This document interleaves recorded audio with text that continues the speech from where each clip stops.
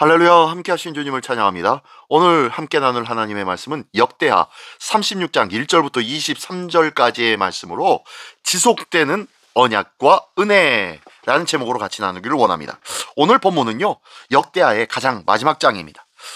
그 내용은 이제 요시야 왕이 죽게 되어지고 그 다음에 왕이 4명의 왕이 나열되어 있습니다. 요시야가 죽은 후 왕위에 오른 이 4명의 왕은 여호아스, 여호야김, 여호야긴, 시드기야, 이 4명의 왕은 하나님 보시기에 악을 행하였던 왕입니다. 그래서 유다는 결국 바벨론에 의해 멸망하게 되어지죠. 그러나 하나님은 이 유다를 버리지 아니하십니다. 왜요? 약속 때문에요. 언약 때문이죠. 그 내용 한 절 한 절씩 읽으며 같이 나누기를 원합니다. 먼저 1절로 8절까지의 말씀입니다. 그 땅의 백성이 요시야의 아들 여호아스를 세워 그의 아버지를 대신하여 예루살렘에서 왕으로 삼으니 여호아스가 왕에 오를 때에 나이가 23세더라. 그가 예루살렘에서 다스린 지 석 달에 애굽 왕이 예루살렘에서 그 왕위를 패하고 또 그 나라의 은 100달란트와 금 1달란트를 벌금으로 내게 하며 애굽 왕 느고가 또 그의 형제 엘리야김을 세워 유다와 예루살렘 왕으로 삼고 그의 이름을 고쳐 여호야김이라 하고 그의 형제 여호아스를 애굽으로 잡아갔더라. 여호야김이 왕위에 오를 때에 나이가 25세라. 예루살렘에서 11년 동안 다스리며 그의 하나님 여호와 보시기에 악을 행하였더라. 바벨론 왕 느부갓네살이 올라와서 그를 치고 그를 쇠사슬로 결박하여 바벨론으로 잡아가고 느부갓네살이 또 여호와의 전 기구들을 바벨론으로 가져다가 바벨론에 있는 자기 신당에 두었더라. 여호야김의 남은 사적과 그가 행한 모든 가증한 일과 그에게 발견된 악행이 이스라엘과 유다 열왕기에 기록되니라. 그의 아들 여호야긴이 대신하여 왕이 되니라. 아멘. 아멘. 네, 첫 번째 1절부터 8절까지에서는요, 여호아스와 또한 여호야김, 이 두 왕의 시대를 이야기하며 그 시대가 어떻게 몰락되었는지를 말씀해주고 있습니다. 요시야의 아들이었던 여호아스가 백성에 의해서 왕이 되었습니다. 그러나 애굽 왕 느고가 그를 폐위시키고 여호야김을 세웁니다. 여호야김은 느부갓네살의 공격을 받아 바벨론에 끌려가게 되죠. 하나님의 말씀을 무시하고 악을 행하였던 이 두 왕의 심판의 모습을 보면서 하나님의 말씀을 등지고 하나님의 약속을 외면하면 이렇게 된다는 것을 보여주고 있습니다. 경건한 왕이었던 요시야 왕이 죽고 난 이후 유다는 급속도로 하나님 중심에서 인간 중심으로 전락하였습니다. 왕들이 애굽과 바벨론 세력에 의지하여 하나님을 버린 것이죠. 스스로 나라의 주권을 잃게 되어버리는 것입니다. 이 나라의 주권은 오직 하나님인데 하나님 앞에 맡기지 아니하고 애굽과 바벨론에 의지하고 있으니 주권을 내어준 것과 무엇이 다르겠습니까? 하나님께서 역사 속에서 주권적으로 열방을 사용하고 계시다는 것을 우리는 기억해야 합니다. 신앙의 지도자 한 사람의 죽음 이후 백성이 곧바로 하나님을 떠날 수밖에 없었다는 것, 이것을 꼭 기억해야 됩니다. 하나님을 버리고 사람을 의지할 때 영적으로, 국가적으로 주권을 잃어버리는 그러한 자가 될 수밖에 없다는 것이죠. 개인과 공동체 모두가 신앙의 중심이 무너지기 시작할 때 진정한 가치가 있었던 것이 무엇인지 바로 알 것이며 그것이 어떻게 무너지는 것을 눈으로 보게 될 것입니다. 결탄코 신앙이 무너지지 아니하도록 경계하고 또 경계할 줄 아는 믿음의 지혜가 있기를 예수님의 이름으로 축원합니다. 네, 계속해서 9절부터 23절 끝까지의 말씀입니다. 여호야긴이 왕위에 오를 때 나이가 8세라.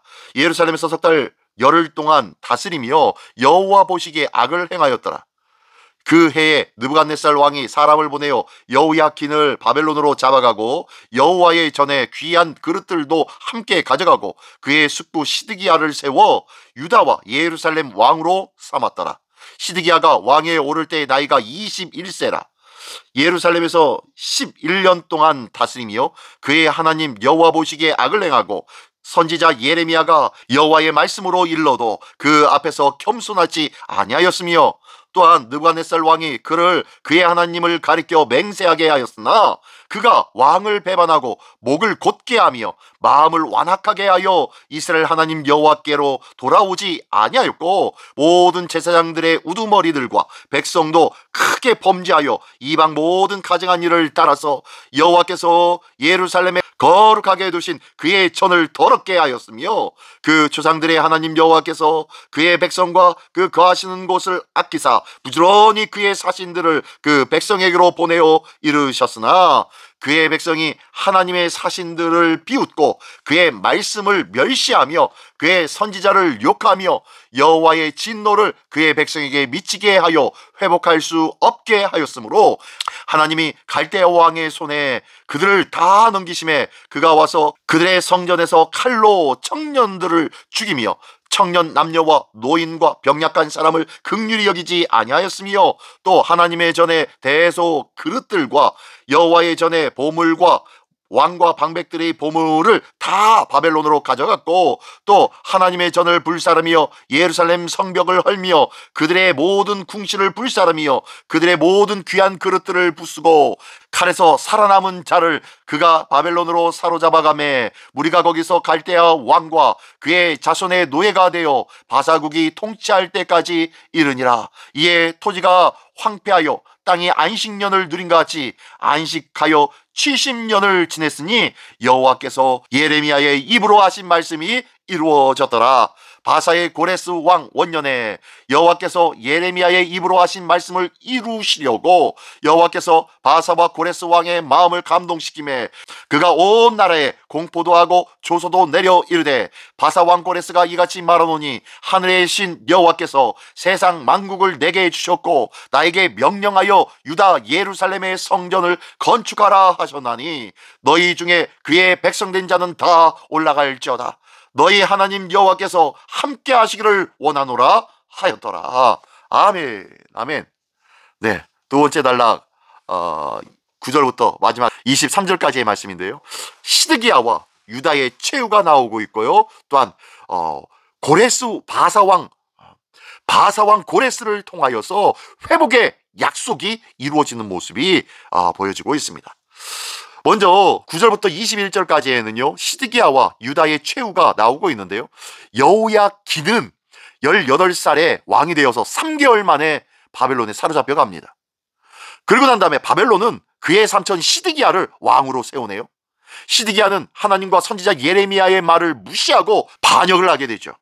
제사장들과 백성들이 모두 죄를 지어 성전을 더럽히고 예언의 경고를 무시합니다. 결국 하나님께서 갈대아를 보내어서 바벨론을 보내어서 성전과 예루살렘을 불태워버리고 백성은 포로로 끌려가게 만듭니다. 그리고 난 다음에 예언의 말씀대로 70년 동안 포로 생활을 시작하게 하는 내용이 9절부터 21절까지의 내용인 것입니다.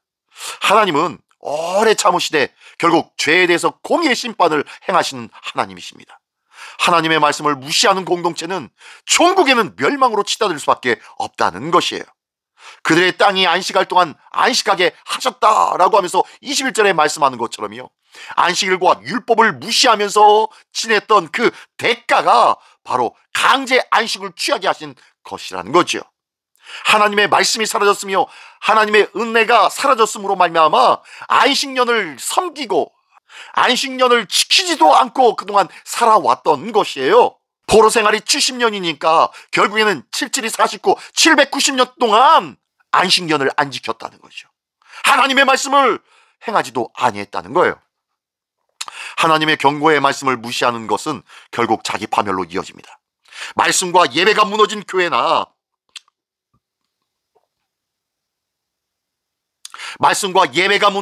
교회나 공동체나 각 개인은 아무리 크고 화려해도 지속될 수 없다는 것을 기억하십시오. 하나님의 심판조차 회복을 위한 정화 과정임을 다시 한번 깨닫고, 하나님께서는요 반드시 하나님의 말씀의 경고를 무시하는 자를 결코 내버려 두지 않는다는 것을 기억하십시오. 그리고 또한 마지막 22절로 23절까지의 말씀에 보면요, 그럼에도 불구하고 하나님이 회복의 약속을 시작하십니다. 바사왕 고레스를 통하여서 모든 포로들을 다시 예루살렘으로 보냅니다. 거저 보내는 것이 아니라요, 다른 성경의 말씀에 보면은 많은 재물들, 많은 기물들을 도로 그들의 손에 보내줍니다. 그리고 그들에게 일꾼들과 군사들까지 보내주면서 성전 건축을 하게끔 만들어주시는 하나님의 역사가 22절과 23절에 나오고 있는 거예요. 성전 재건의 길이 열려집니다. 하늘의 하나님 여호와께서 내게 명하사 예루살렘의 전을 건축하라고 고레스가 선포합니다. 이것을 통하여서 역대기가 마무리되어지네요. 이렇게 역대하의 마지막은 심판으로 끝나는 것이 아니라 회복과 희망으로 끝을 맺습니다. 하나님은 역사의 주인이신 줄 믿습니다. 이방 왕의 마음도 사용하여 주사 하나님의 역사와 하나님의 뜻을 이루어 가시는 하나님이심을 믿으시기 바랍니다. 어떤 절망과 멸망의 상황 속에서도 우리가 하나님의 구속의 계획은 결코 멈춰지지 않는다는 것을 기억하기를 원합니다. 하나님은 회복의 기회를 반드시 주시는 분이심을 믿어야 할 줄 믿습니다. 이 믿음을 가지고 하나님을 붙잡는 자가 심판 중에서도 회복의 약속을 붙잡는 믿음의 사람이라는 거예요. 오늘도 이 귀한 믿음의 사람 되시기를 예수님의 이름으로 축원합니다. 기도하겠습니다. 전능하신 주님 감사를 드립니다. 오늘도 역사의 주인은 오직 하나님이심을 믿게 하여 주시옵소서.